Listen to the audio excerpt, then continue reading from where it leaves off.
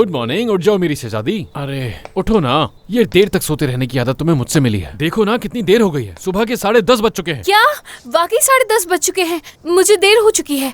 किस चीज के लिए लेट हो रही हो तुम? ना कोई काम है ना स्कूल जाना है, ये तो छुट्टियों के दिन है, एंजॉय करो। एड्रेस मिल गया है मुझे, ये मालूम हो गया कि वो कहाँ है। मैं मिलने जा रही हूँ उनसे। सच में? जल्दी बताओ, भागा हुआ कैदी कहाँ है हमारा? इस्तांबुल से ज्यादा दूर नहीं है। हाँ हाँ, अच्छा हाँ।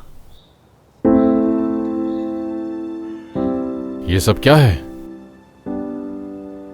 कहाँ से मिला तुम्हें ये सब? खाला ने दिया। ओह, जब प्रेग्नेंट थी तब लिखा था?